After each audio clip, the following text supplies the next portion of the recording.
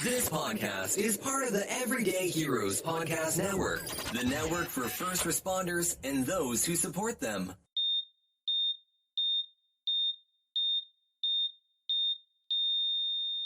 And welcome back to Scissors and Scrubs. I'm Nicole. I'm Laura.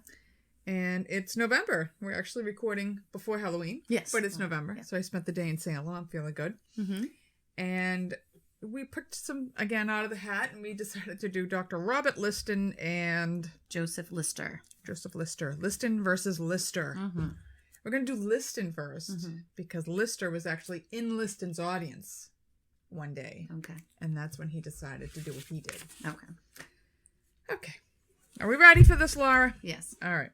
So Liston is born October 28th, 1794, in a small village in West Lothian, Scotland.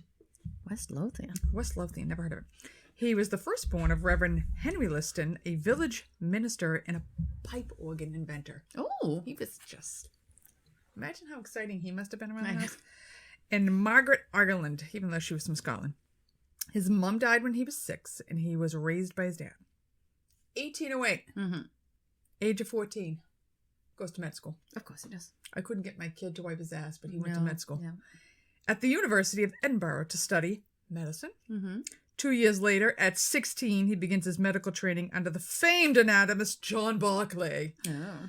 He studied under Barclay for 6 years. And in 1814, he's appointed house surgeon at the Royal Infirmary in Edinburgh. And in 1816, he's admitted to the Royal College of Surgeons in London at the age of 22. Yikes. This guy is something. Yeah. Okay.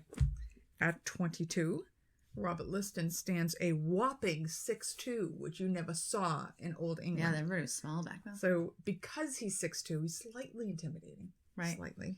Very argumentative. And just kind of an asshole. Well, he's a People think surgeon. kind of a douche. I mean, he was destined. He was a surgeon to be, yeah, exactly. Very arrogant. In 1818, he and John Barclay, they have a little tiff. Uh-oh. And Liston's like, fuck you, I'm out. I'm going to open my own class. So he starts his own anatomy class. He has 60 students immediately. And he's known to be fearless, and he would operate on patients everyone else would turn away. So without apology, he expressed his disapproval of surgeons he did not respect and whose practices he found inferior. This will come in later to a very famous surgeon we've already discussed. Okay. All right.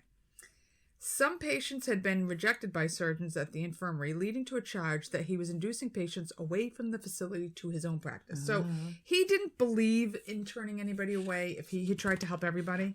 And so he would be accused of stealing patients from them. So because of this accusation, he's banished from the Royal Infirmary. Oh, shithole, lad. Wow.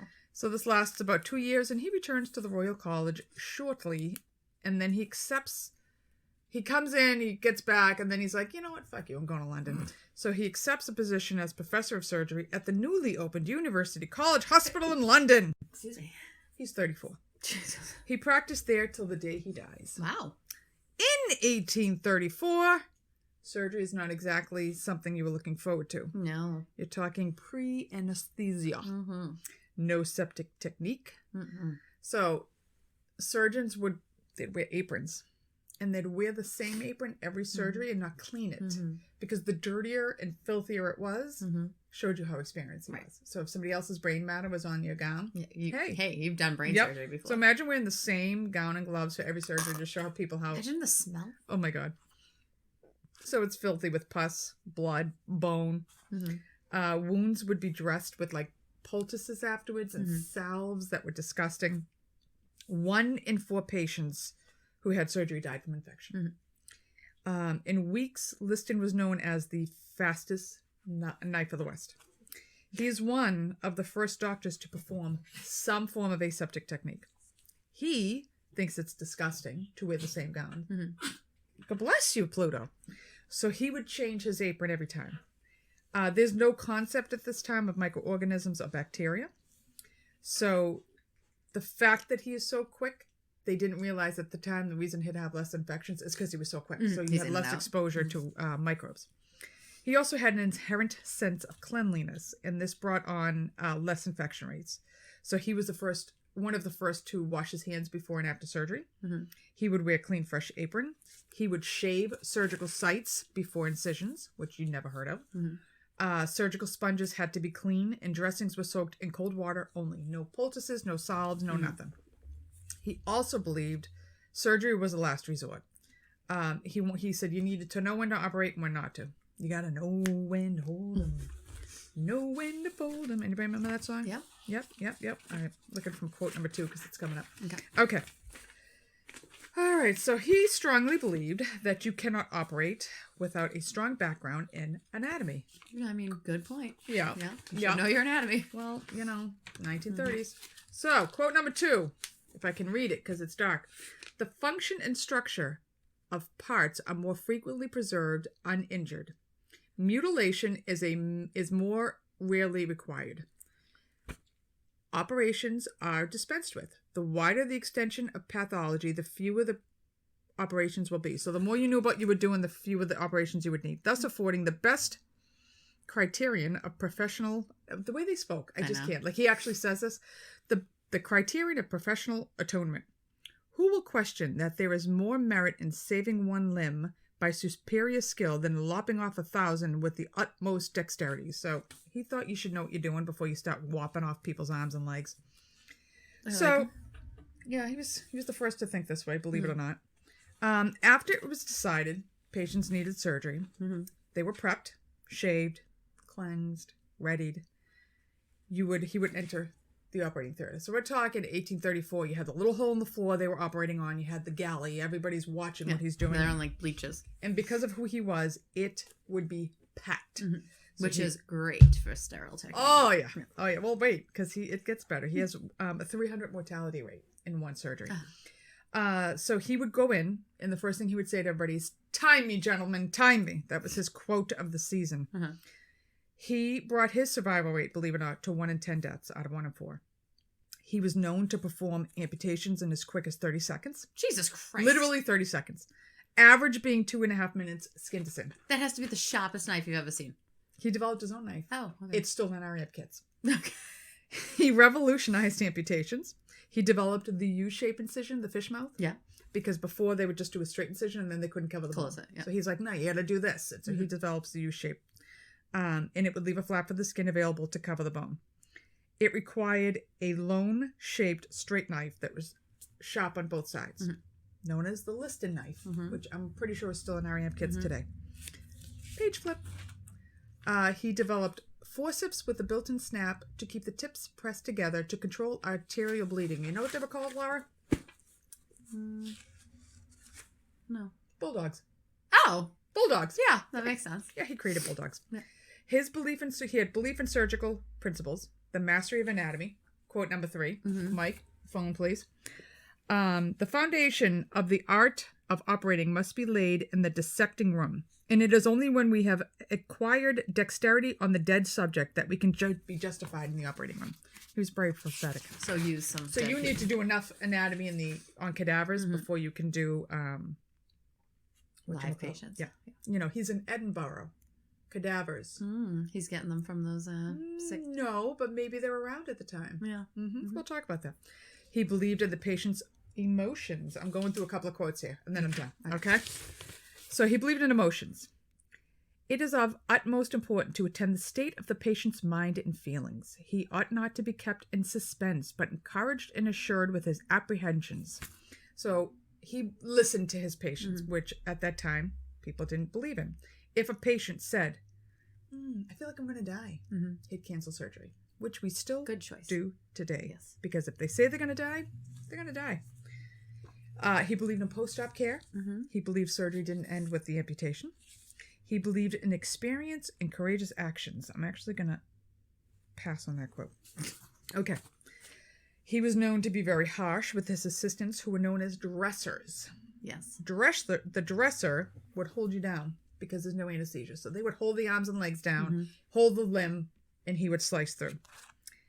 In typical surgical form, he'd humiliate them and belittle them if they didn't do what he thought. If his expectations were not met, he humiliated you in front of the entire gallery. Yeah. Sounds familiar. But then he'd invite them to dinner because he felt bad. Oh, well. So he wasn't such He's a surgeon. Yeah. So one of his most famous confrontations, because if he thought a surgeon was being completely unethical, he had no problems going up to him and being like, you're shit. I think you suck. This is what you do. One of his most famous confrontations was Dr. Robert Knox. Oh. For those of you who haven't listened to all of our episodes yet, Robert Knox is from our Burke and Hare episode. Mm-hmm. Was it our first Halloween episode? Maybe. Yeah, I think so. So they're two serial killers who were in Edinburgh at the time, and they would take the bodies and sell them to Dr. Knox, and he'd use them to dissect and do for his anatomy class.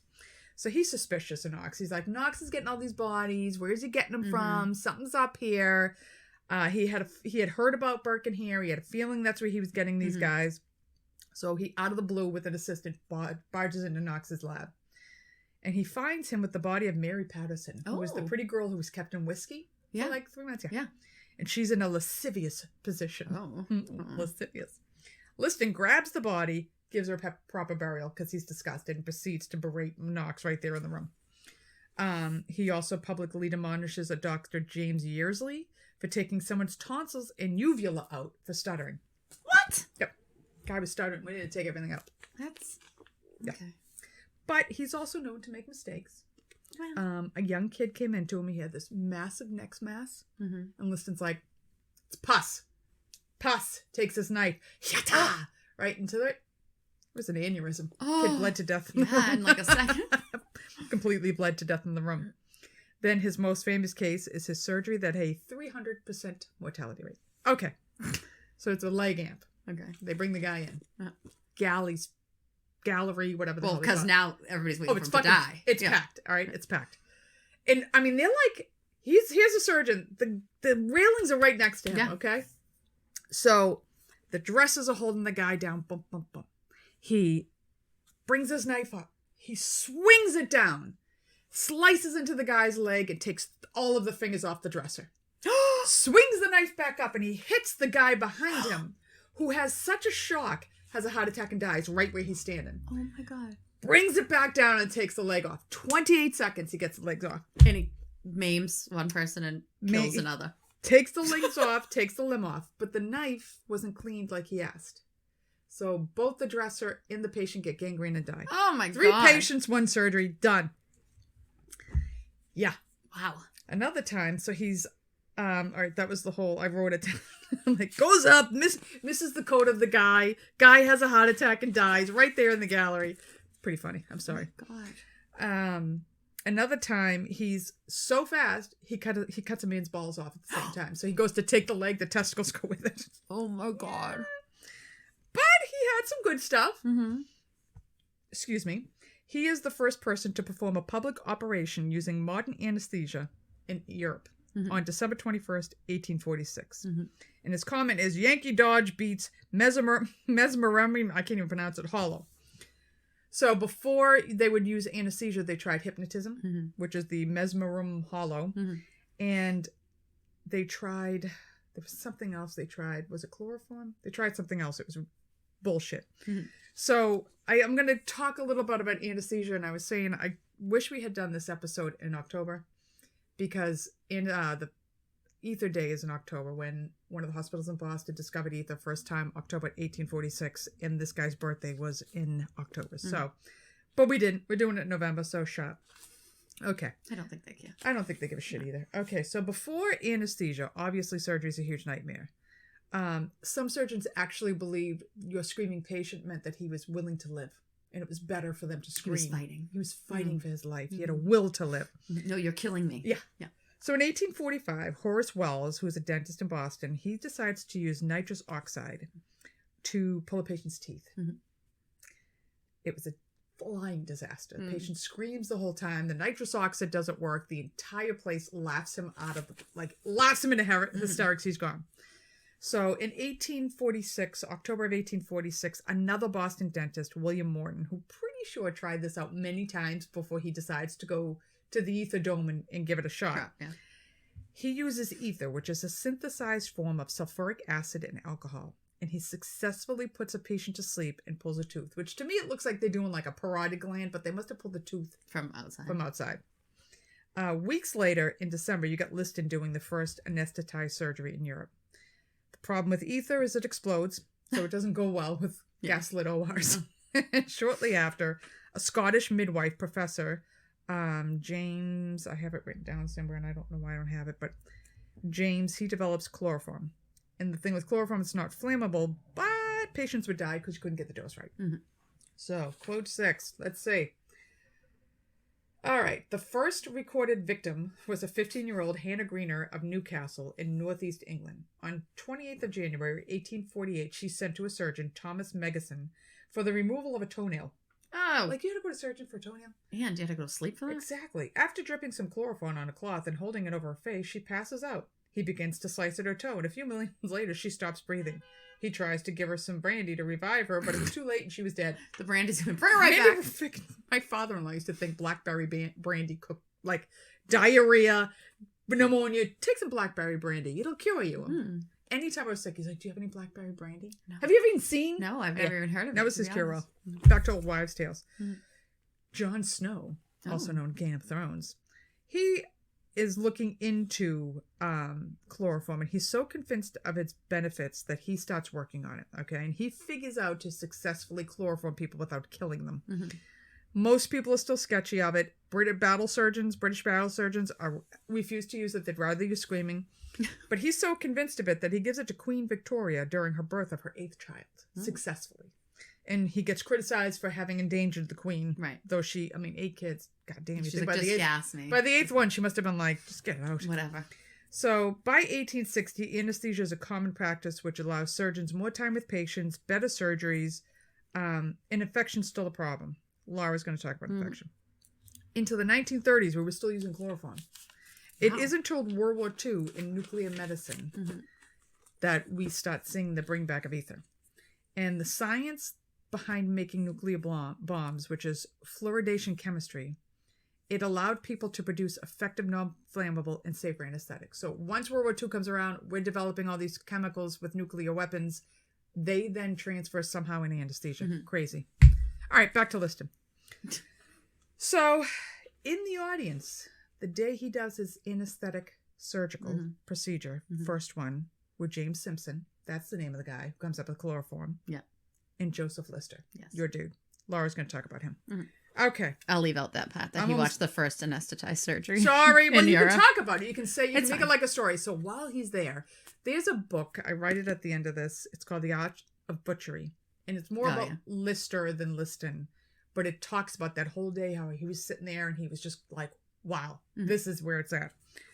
So even though he's cut off some wrong things, he invented see-through isinglass sticking plaster.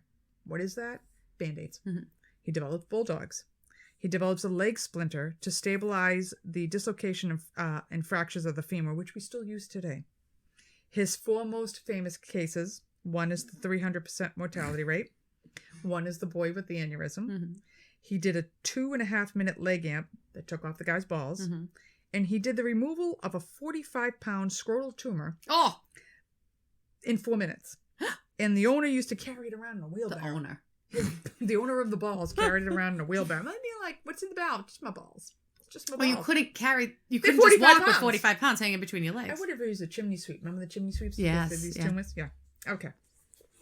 All right, we're almost done with Liston. Okay. Because he dies. Oh. A year after he gives that surgery, in 1847. What does he die of?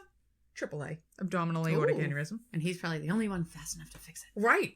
If they even knew what it was. I know. His funeral consisted of 5 mourning coaches and 15 private carriages. 400 of his former pupils and 200 medical practitioners are at the cemetery.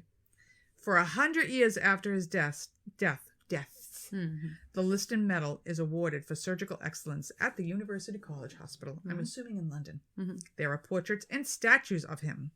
But most of all, he is known for his ethics, strong character, and his compassion to his patients. Where did all my information come from? Wikipedia's one, so shut up.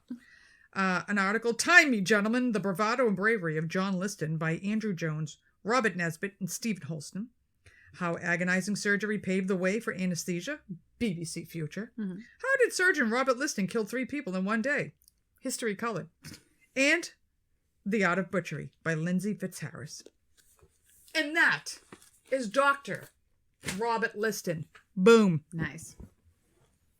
Tiny. Just tiny. Tiny gentleman. I know Liston was a very somber man. Lister. Yeah. Yeah. Joseph Lister's not very entertaining. Is Listerine named after him? Well, it's because of it's antiseptic, so that's why they named it. But so he left a legacy. Listerine. We still all use it. Yeah. So I got this information from famousscientist.org and Britannica.com. So Joseph Lister is the father of antiseptic surgery. And if you don't know what antiseptic surgery is, it's sterilization, cleaning, washing hands. Not sepsis. Right. Opposite No of germs. being sepsis. No germs. Yeah. I've never heard of someone being so destined to do what they did. Mm-hmm. But like, he is like, it's like you were born to do this. Like, you're born to be boring. Yeah. Well, anyway. So Joseph Lister was born on April 5th, 1827 in Essex, England. He was born to Joseph Jackson Lister and his wife Isabella Harris, and they were Quakers. So they're very religious. They shake when they pray, or is it Shakers? I'm not sure. Joseph Jackson Lister, the father, was a wine merchant and a side scientist. Like he was a wine merchant, and then on the side he did like little science things. And he was a microscopist who made a discovery that leads to the modern microscope. The father. Oh, wow. Yeah. He just does this shit on the side. He's a wine merchant. Well, I mean, they really had nothing else to do. I guess. So Joseph, the son, Joseph Lister that we're talking about, went to Quaker schools, like 2 different Quaker schools for his education. And apparently Quaker schools, which I never would have guessed this, are super into the study of science. Well, that's pretty good. Super into. I would have thought the opposite. I don't know. Exactly, because they're Quakers. Yeah. But huge into the study of science. By the age of 16, Joseph knows he wants to be a surgeon. He's on track to be a surgeon at 16. Oh, Liston hadn't beat 14. Yeah. So keep in mind for the rest of this that he studied a lot of science at his Quaker schools. His father studies microscopic science and works with wine. Just keep that in mind.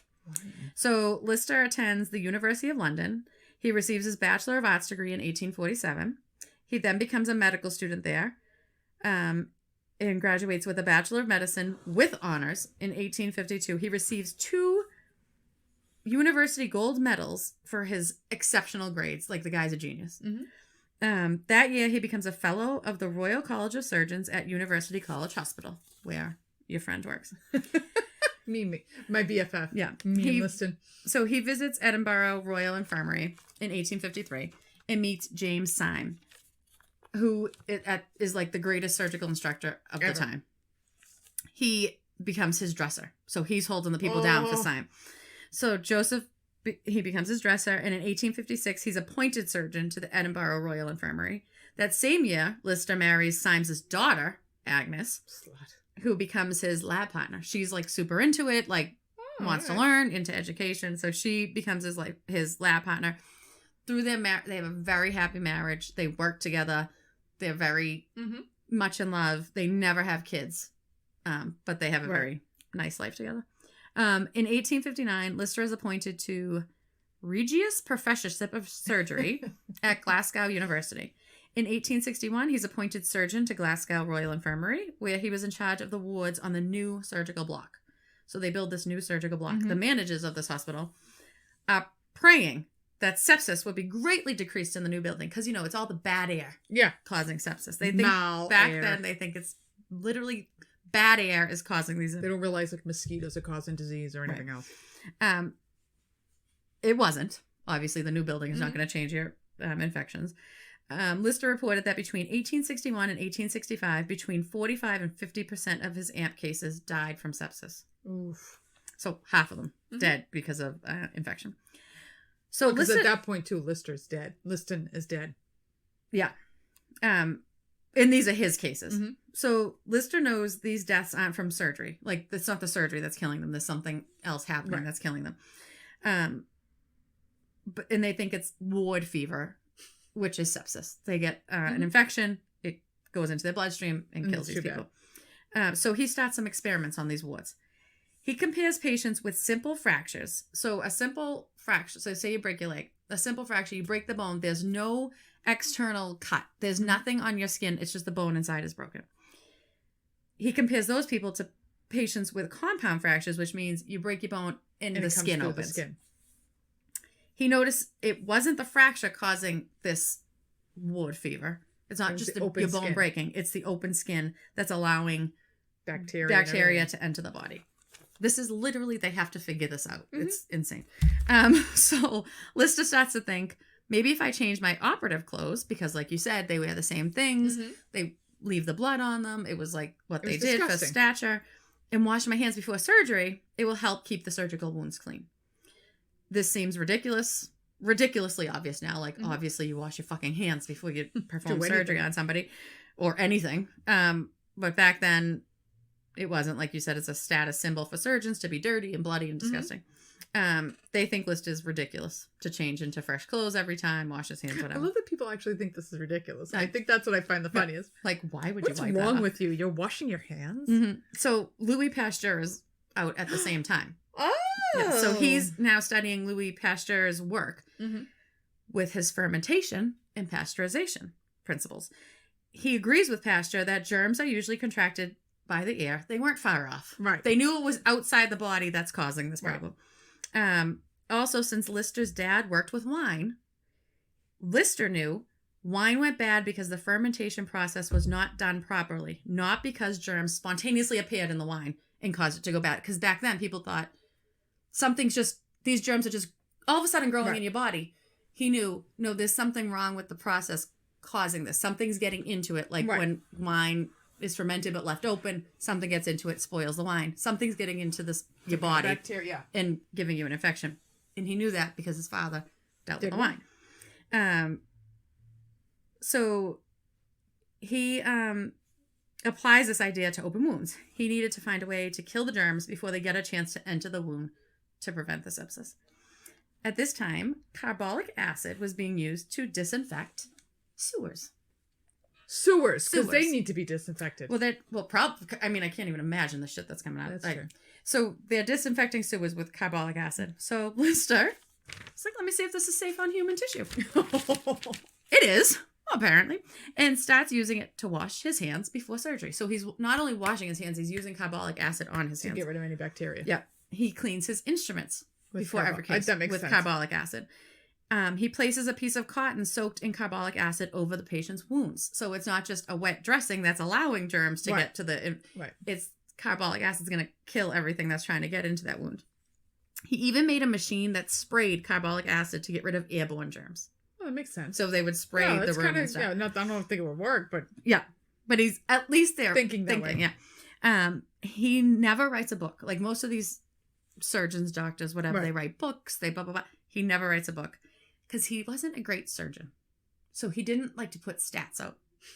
So the surgery part, he wasn't too great at. But the antiseptic part, he was fabulous. Is phenomenal. So he never published the book, but he does publish his antiseptic findings in journals. Right. And they can be found today. So obviously most people back then didn't believe that organisms too small to see were causing all these deaths. Right. Like, oh yeah, we can't see it. That's what's causing the death. A lot of things they couldn't wrap their heads around. Right.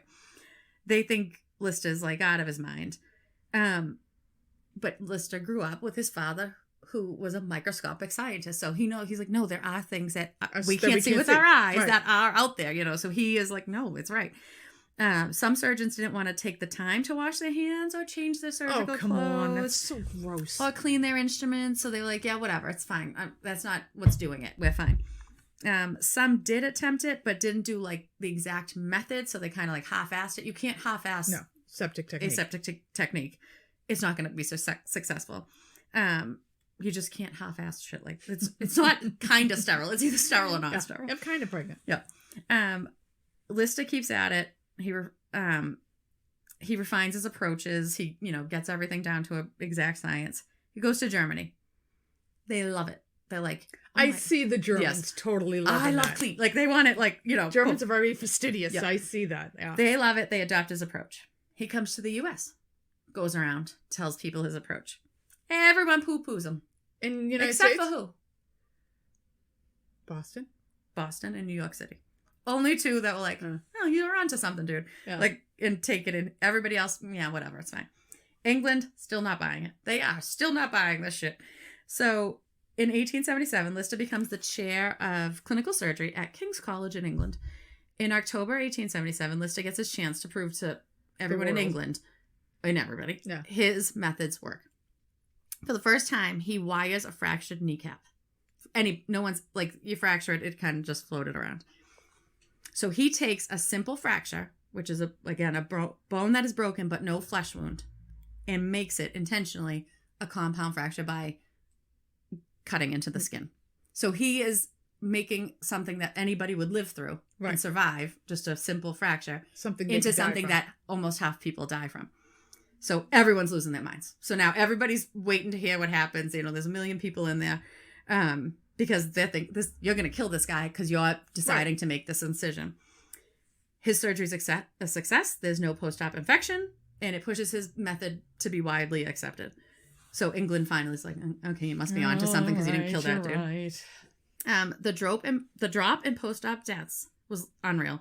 Surgeons in Munich reported their death rate caused by surgical infection dropped from 80% to 0 using his method. Wow. Yeah. And there's like 1 million other stats like that. That's like it crazy, goes reduces it so much. He also does other things. He also proved sterilized materials could be left in the body. He used sterilized silver wire to keep broken bones together and leaves them in there, and the patient does not die of them. He introduced rubber drainage tubes to the medical world, so like our drains. Yeah. After he used them on the Queen. Oh, of course, the Queen. She was a hypochondriac, dude. Yeah, but we should they also let her do like these things that were experimental. Tell her no? She's the Queen. He also found that pulling silk sutures out, like when they would suture something inside with silk, they would go back in and take it out. That's stupid. Right. When they pulled it out, it would damage the surrounding tissues. They'd get an infection. It would be a problem. So he's the one who started using sterilized cat gut. Oh. Because cat gut eventually dissolves on its own, so you do not have to go in and remove it. Right. We still use gut. Yeah. We still use cat gut. Yeah. Meow. He retired from practice in 1893. His wife Agnes dies in 1892. He doesn't get over it. He stops working in 1893. He had a ton of honors. He's dubbed Sir Joseph Lister in 1883 by Queen Victoria. He was also her surgeon, her personal surgeon for a while. He became Lord Lister of Lyme Regis in 1897. He was given the Order of Merit in 1902, and he was made Privy Council. He became the Vice President of the Royal College of Surgeons and President of the Royal Society. He was President of the British Association for the Advancement of Science. He helped establish the British Institute of Preventive Medicine in 1891, which was later called the Lister Institute in his honor. For some years before his death, he was almost completely blind and deaf. Oh. Yeah. He died in Kent, England on February 10th, 1912 at the age of 84. And because of his brilliance and his upbringing and his education, like all of those, I don't think he could have had one without the other. Yeah. On fermentation, microbiology, and just science in general from the Quaker schools, Lister brought aseptic technique to medicine. And that is Lister. That is Lister versus Liston. Mm-hmm. What are the chances? Yeah, weird. To think that's not even that long ago. It really, like, you're writing it, and you're like, it's 100 years ago. Like, that's ridiculous that they still thought all this shit. And we can't even see when it. you listen, I mean, nurses in the 70s and 80s didn't know that blood was dirty. Yeah. So they would touch the sponges with no gloves, and they didn't think anything about having their hands in blood. Bare, no gloves. Right. That disgusts me. Yeah. Even now, though, like, not that I bring out sponges of blood. You know, someone will have something, like, just give it to me. Yeah. And, like, you'll put it down and go wash your hair. And, like, the younger people than us are always like, oh, but you don't have... I'm like, it's fine. It was just on the... it's not dirt. You know, like, whatever. But it's so funny, like, how... I guess they'll... In, like, people who are slightly older than us, they would touch. And I'd be like, what are you doing? And now we'll touch, like, a little bit, but then the new people won't touch anything. Give me the clean pot. Yeah. Hand it me the other way. I was walking into a room the other night, and it was a COVID suspected room, you know, so I didn't have the N95 on. I literally was just going in to check on the person. And one of the anesthesiologists is walking behind me. He's not my favorite guy. And I'm going to go through the door. He's like, what did he say to me? COVID suspect. And he's grabbing my shirt. What? So I clipped my voice down. Yeah. He's like ripping my shirt off. I'm like, I got it. Take it easy. You're literally ripping my clothes off. He's like, oh, I'm sorry. I'm so sorry. I'm like, it wouldn't have fazed me. I felt like I would have, a lot of these COVID suspected just because they came in through the ER and they haven't gotten their test back. But he was losing his mind Yeah. over it. I'm like, dude, take it easy. Right? Yeah. I mean, we did this for months with nothing, you know, like.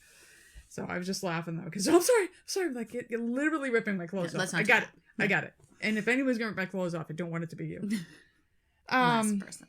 All right, so that's one of our November episodes. We have an interesting one for Thanksgiving.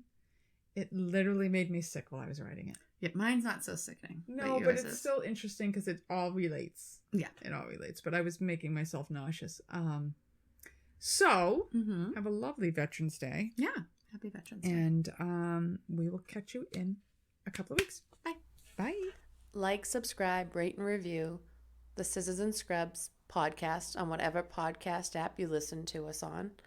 Follow us on Twitter, Facebook, and Instagram at Scissors and Scrubs. And email us any of your stories or thoughts to scissorsandscrubs@gmail.com.